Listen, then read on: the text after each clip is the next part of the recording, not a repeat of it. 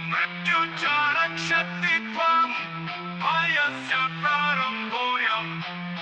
नमस्कार दोस्तों, आपका स्वागत है एक और दिल दहला देने वाली कहानी में। आज की हमारी कहानी जुड़ी है एक ऐसे कब्रिस्तान से जिसके नाम से ही गांव वाले थर थर कांपते हैं। कहा जाता है कि वहां जाने का मतलब है अपनी मौत को खुद बुलाना। यह कोई सामान्य कब्रिस्तान नहीं था। यह एक ऐसा स्थान था जहां मुर्दों से ज्यादा जिंदा लोग चीखों में दबे हुए थे। आज मैं आपको उस घटना की सच्चाई बताने जा रहा हूँ। एक ऐसी कहानी जो किसी पुराने किस्से की तरह नहीं बल्कि हकीकत की तरह आपके सामने जिंदा हो उठेगी। ना कहानी शुरू होती है एक छोटे कस्बे से, जहां शहर से लौटा एक युवक अरविंद एक नई नौकरी के चलते किराए पर मकान ढूंढ रहा था। शहर की चकाचौंध छोड़कर जब वह कस्बे पहुंचा तो उसे बहुत कम विकल्प मिले। आखिरकार उसे बेहद सस्ते दाम पर एक पुराना मकान मिला। लोगों ने उसे समझाया, ये मकान मत ले, ये कब्रिस्तान के बिल्कुल बगल में है, वहां रहने वाले लोग कभी चैन से नहीं जी पाए। लेकिन अरविंद हंसकर बोला, ये सब अंधविश्वास है, भूत प्रेत जैसी कोई चीज नहीं होती। और उसने वही मकान किराए पर ले लिया। शुरुआती कुछ दिन तो ठीक बीते। सुबह जब सूरज उगता तो कब्रिस्तान शांत दिखाई देता। हरे भरे पेड़ों की छांव में बनी सफेद और काली कब्रें बस पत्थर जैसी लगती। लेकिन रात का समय अलग था। शाम ढलते ही मकान के अंदर अजीब सा सन्नाटा भर जाता। अरविंद को कभी दीवारों से ठंडी हवा महसूस होती, कभी किसी के धीरे धीरे चलने की आवाज, कभी खिड़की पर परछाइयां दिखती लेकिन झांकने पर कोई नहीं होता। एक रात लगभग 11 बजे अरविंद अपने कमरे में बैठा मोबाइल देख रहा था। अचानक उसे बाहर से किसी औरत के कराहने की आवाज सुनाई दी, जैसे कोई कह रहा हो, मुझे छोड़ दो, मुझे यहाँ मत दबाओ। वह कांप गया लेकिन खुद को समझाकर सो गया। कुछ हफ्तों बाद उसने मकान के पीछे की हकीकत जानी। गांव के एक बूढ़े पंडित ने बताया, यह कब्रिस्तान साधारण नहीं है। यहाँ कभी एक औरत को जिंदा गाड़ दिया गया था। वह किसी ठाकुर की रखैल थी। ठाकुर ने अपनी इज्जत बचाने के लिए उसे आधी रात को जिंदा ही मिट्टी में दबवा दिया था। उसकी चीखें अब भी इस मिट्टी में गूंजती हैं। पंडित ने आगे कहा, जो भी इस कब्रिस्तान के पास जाता है वो उसकी रूह का शिकार हो जाता है। औरत की आत्मा खासकर जवान मर्दों को अपनी तरफ खींचती है। अरविंद ने ये सब बातें सुनी मगर उसने ध्यान नहीं दिया। उसे लगता था ये सब पुराने किस्से हैं।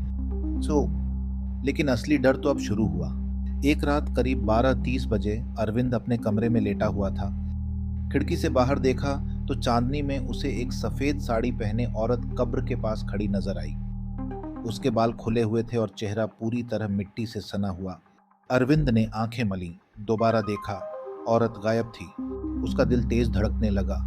वह जैसे ही लेटने को हुआ उसके कान में किसी ने फुसफुसाया, अरविंद, मुझे मिट्टी से निकालो। वह बिस्तर से उछल पड़ा लेकिन कमरे में कोई नहीं था। अच्छे, अब अरविंद डरने लगा था।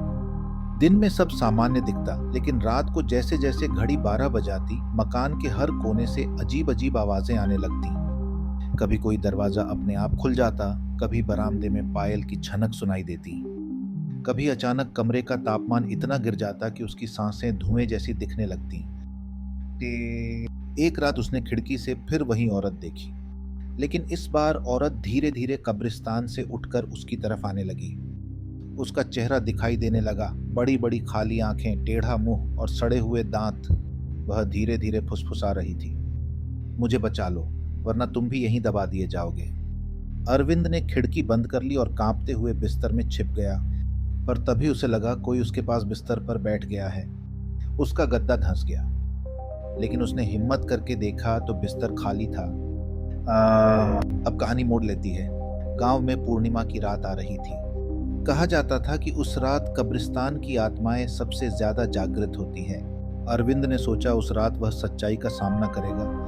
रात के 12 बजे वह टॉर्च लेकर बाहर निकला और सीधा कब्रिस्तान की तरफ गया। हवा भारी थी, पेड़ों की शाखाएं चरमराती थीं। हर कब्र से जैसे कोई उसकी तरफ देख रहा हो। अचानक उसे वही सफेद साड़ी वाली औरत दिखाई दी, लेकिन इस बार वह कब्र पर नहीं खड़ी थी, वह उसके ठीक सामने थी। उसका चेहरा अब साफ दिख रहा था, आधा जला हुआ, कीड़े रेंग रहे थे और आंखों से काला खून बह रहा था। वह चीखी, क्यों आए हो? जब सबने मना किया था। अरविंद का शरीर जम गया। वह भागने लगा, लेकिन कब्रिस्तान की मिट्टी उसके पैरों में चिपकने लगी, जैसे कोई उसे नीचे खींच रहा हो। वह चीखता रहा, बचाओ, कोई तो बचाओ। लेकिन पूरी रात उसकी चीखें किसी ने नहीं सुनी। सुबह जब गांव वाले वहां पहुंचे तो मकान खाली था। अरविंद कहीं नहीं मिला। बस उसके जूते कब्रिस्तान की उस औरत की कब्र पर पड़े थे और उसके पैरों के निशान मिट्टी में वहीं खत्म हो गए थे। दोस्तों, कहते हैं कि अरविंद कभी वापस नहीं आया। लोगों का मानना है कि वह भी उस औरत की आत्मा के साथ उसी कब्र में कैद हो गया।